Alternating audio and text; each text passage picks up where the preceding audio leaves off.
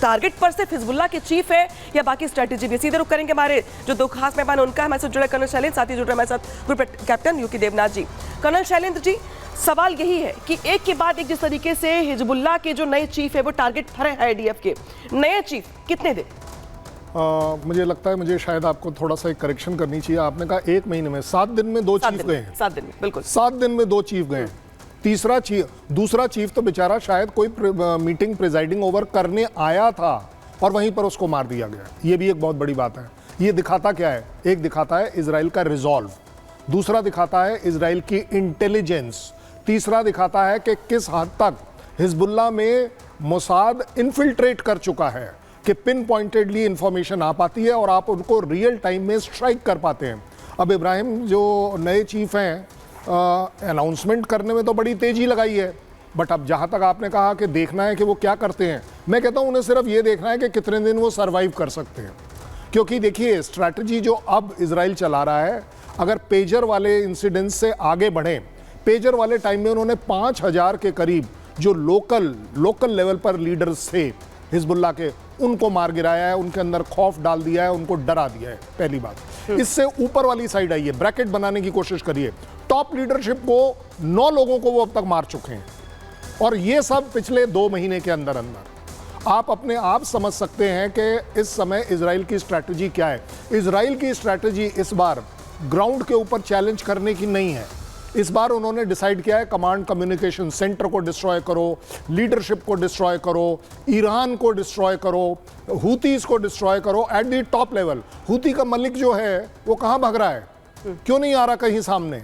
क्योंकि उसको क्लैरिटी से पता है कि I am also one of the top priority target. So आप देखेंगे कि इजराइल जो इस समय चेंजेस ला रहा है अपनी एटीट्यूड। कुल मिलाकर कर्नल शैलेंद्र, टारगेट ये है आईडीएफ का कि जो प्रॉक्सीज अब तक लड़ रहे थे उनको जड़ से खत्म कर दिया जाए। लेकिन सवाल यहाँ पर यह भी कि जो नया चीफ बनाया गया है हिजबुल्लाह का, वो आखिर है कौन? उसका अब तक का रिकॉर्ड क्या रहा है और किस तरीके से उसको एक बड़ी जिम्मेदारी यहाँ पर दी गई है?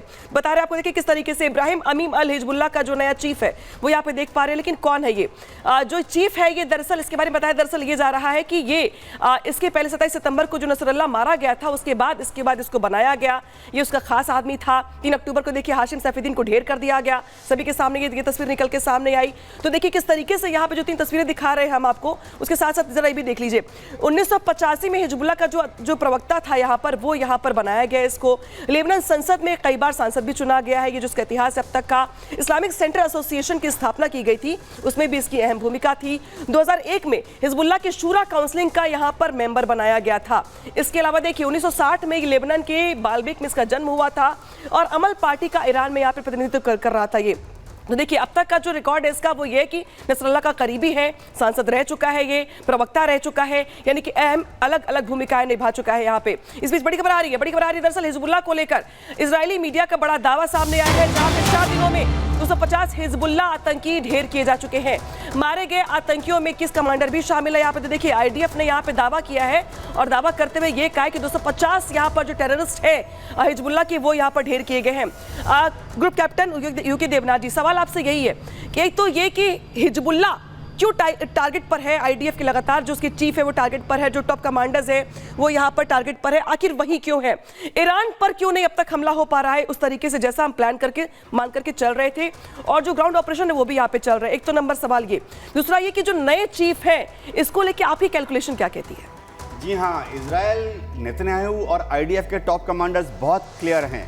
फौजी भाषा में हम बोलते हैं selection and maintenance of aim, यानी आपने एक एम सिलेक्ट कर लिया, आप उस पर तब तक अमल करते रहते हैं जब तक कि आप 100% सक्सेसफुल नहीं हो जाते। उनका पहला एम था हमास का खात्मा गजा में, उन्होंने कर लिया है। उनका दूसरा एम अब है हिजबुल्लाह का खात्मा लेबनान के अंदर। ये भी बड़ा लंबा चौड़ा टास्क है और वो फिलहाल अपनी जितनी रिसोर्सेज हैं, चाहे वो इंटेलिजेंस रिसोर्सेज हों, चाहे फौजी ताकत हो, और सबसे बड़ी बात है पॉलिटिकल रिजल्व हो, वो अभी लेबनान में हिजबुल्लाह के खिलाफ कंसंट्रेटेड करना चाहते हैं। वो नहीं चाहते कि इस वक्त अगर वो ईरान की तरफ डाइवर्ट हो जाएंगे तो रिसोर्सेज और रिजॉल्व, यानी दिल, मन और दिमाग की जो शक्ति है वो ईरान की तरफ चली जाएगी। हिजबुल्लाह पीछे से बच जाएगा, हिजबुल्लाह को ऑक्सीजन मिल जाएगी।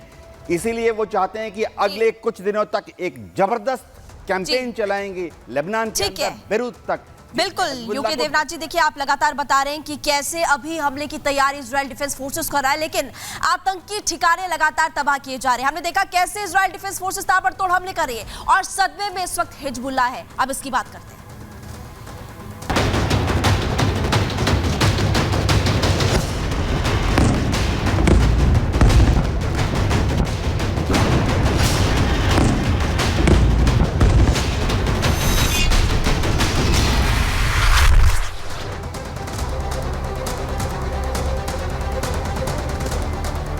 और सीधा बड़ी खबर आपको बताते हैं, अमेरिका के पूर्व राष्ट्रपति ट्रंप का एक बड़ा बयान सामने आया। ईरान के परमाणु ठिकाने हमला करना चाहते हैं। ट्रंप की तरफ से देखिए टिप्पणी की गई। ट्रंप ने ईरान के परमाणु को खतरनाक बताया। ईरान पर भीषण हमले के पक्ष में है ट्रंप। ये इस वक्त बड़ी खबर आपको बता रहे। ट्रंप ने हमले के लिए इजराइल का समर्थन किया है। इजराइल डिफेंस फोर्सेस एक तरफ जहां आतंकी ठिकानों को तबाह कर रही, वहीं पर अमेरिका के पूर्व राष्ट्रपति डोनाल्ड ट्रंप का भी बयान सामने आया। ईरान के परमाणु ठिकानों पर हमला करना चाहिए, ये ट्रंप की तरफ से टिप्पणी, जो कि काफी ज्यादा महत्वपूर्ण, जो अतिरिक्त बड़ा बयान उनकी तरफ से दिया गया है कि ट्रंप ने ईरान के परमाणु को एक तरफ खतरनाक बताया, क्योंकि कल खामेनेई को आपने सुना था जिन्होंने कहा कि जरूरत पड़ी तो इजराइल पर हमला करेंगे, अरब देश सब साथ आए। लेकिन अब ईरान पर भीषण हमले के पक्ष में ट्रंप नजर आ रहे हैं।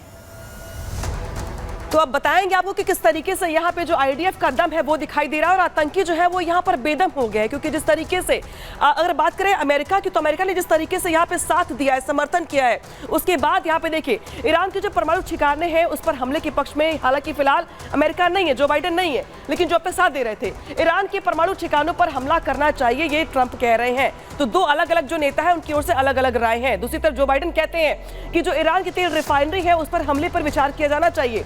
ट्रंप कहते हैं ईरान के परमाणु ठिकानों पर हमला करे इजराइल। तो देखिए यहाँ पे अग्रेसिव जो एक रवैया है ट्रंप की ओर से वो दिखाई दे रहा है। और जो बाइडेन जो है वो समर्थन तो कर रहे हैं, लेकिन सोच समझ की बात कर रहे हैं, वो सोच समझ के हमले करने की बात यहाँ पर वो कह रहे हैं। हालांकि होगा क्या आगे ये बात की बात है, लेकिन यहाँ पे देखिए अमेरिका की जब हम बात करते हैं समर्थन करने की, तो समर्थन तो किया जा रहा है, लेकिन दो नेताओं के अपने अलग अलग विचार है। हालांकि इस बीच अमेरिका में चुनाव भी है, लेकिन चुनाव के बीच इजराइल को लेकर क्या अपना एटीट्यूड रखना है, क्या स्ट्रेटेजी रखनी है, इसको लेकर दो अलग अलग नेताओं की राय दिखाई दे रही है। जहां पर जो बाइडेन जो है वो यहाँ पे कह रहे हैं कि जो तेल रिफाइनरी है उस पर अटैक करने को लेकर विचार होना चाहिए।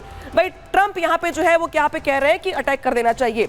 अमेरिका में राष्ट्रपति चुनाव जो है यहाँ पे वो भी यहाँ पर दिखाई दे रहा है, जिसको लेकर के जो डेमोक्रेटिक पार्टी के उम्मीदवार है ट्रंप, और यहाँ पे इसी के साथ साथ जो दोनों का इजराइल को लेकर समर्थन है, लेकिन इसी के साथ यहाँ पर जो है समर्थन के साथ भी अलग अलग व्यूज है, अलग अलग यहाँ पे विचार दिखाई दे रहे हैं। अब देखिए जो अमेरिका में चुनाव हो रहे हैं वो भी यहाँ पे बहुत महत्वपूर्ण हो जाते हैं, क्योंकि देखिए राष्ट्रपति के चुनाव है और डेमोक्रेटिक पार्टी के उम्मीदवार यहाँ पे देखिए दिखाई दे रहे हैं आपको। इसके अलावा दोनों का इजराइल का समर्थन है, जो बाइडेन का भी और ट्रंप का भी। ये रिपब्लिकन पार्टी के उम्मीदवार है ट्रंप, आपको पता ही है, लेकिन जो अलग अलग पॉलिटिकल पार्टीज के उम्मीदवार हैं उन सबका एक स्टैंड है इजराइल को समर्थन करने का। लेकिन समर्थन के बाद भी जो शर्तें हैं और जो विचार है वो यहाँ पे अलग अलग दिखाई दे रहे हैं। लेकिन आखिर ऐसा क्यों है, बताती हूँ, रिपोर्ट दिखाते हैं आपको।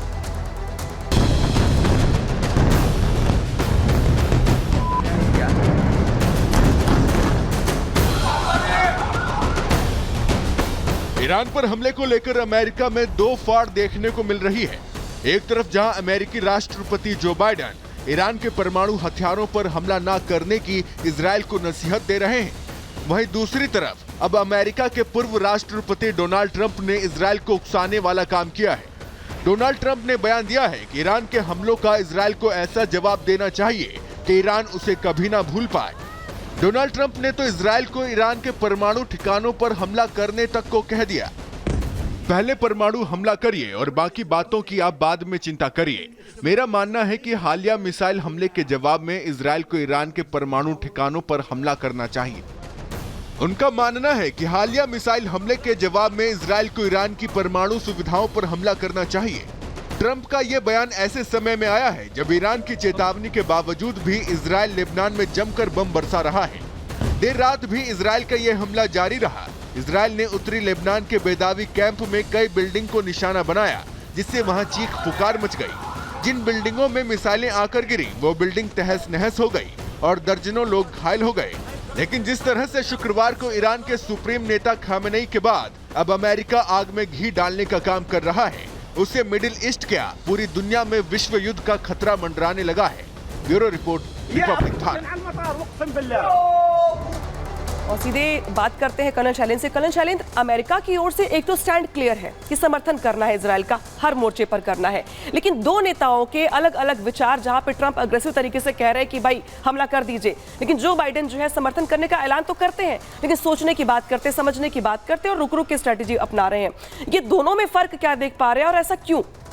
अगर आप दोनों के स्टेटमेंट्स को इवैल्यूएट करें तो आपको एक चीज़ बड़ी क्लैरिटी से दिखती है कि दोनों के दोनों ये ज़रूर कह रहे हैं कि ईरान पर स्ट्राइक होनी चाहिए। बिल्कुल। ना स्ट्राइक का तरीका, तो स्ट्राइक का तरीका मौसम के हिसाब से इसलिए बदल रहा है क्योंकि इलेक्शन नज़दीक आ रहे हैं। ट्रंप साहब को अपना दिखाना है कि मैं एग्रेसिव हूँ और पूरी दुनिया में मैं एग्रेशन के साथ एक प्रेसिडेंट बन सकता हूँ। रही बात जो डिफरेंस आ रहा है कि रिफाइनरी पर अटैक किया जाए या कि परमाणु वाली जगहों पर अटैक किया जाए। क्यों?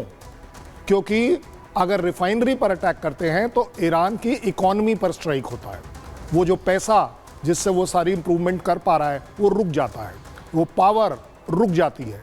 जहाँ तक परमाणु वाली बात है, इजराइल से ज़्यादा यूएस का इंटरेस्ट है कि परमाणु जो है उनकी फैसिलिटी डिस्ट्रॉय हो जाए। क्यों? फिर बाइडेन लेकिन बच के क्यों चल रहे हैं साइड से? बिकॉज बाइडेन साहब तो इस बार इलेक्शन में है ही नहीं।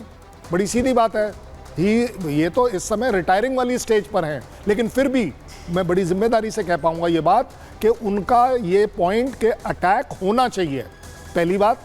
दूसरा, अटैक इस हिसाब से होना चाहिए कि इकोनॉमिकली हर्ट करे, और दूसरी तरफ ट्रंप कह रहे हैं कि उनका परमाणु जो प्रोग्राम है वो पीछे चले जाए। क्यों? क्योंकि अगर दोनों में से कोई भी चीज़ सक्सेसफुल होती है, किसके अगेंस्ट जाती है? अगर इकोनॉमिकली ईरान अगर डेवलप करता है और हथियार बनाता है, किसके लिए बनाएगा? इजराइल और यूएस के लिए बनाएगा। अगर उनका परमाणु सिस्टम सक्सेसफुल हो जाता है, वो किसके अगेंस्ट है?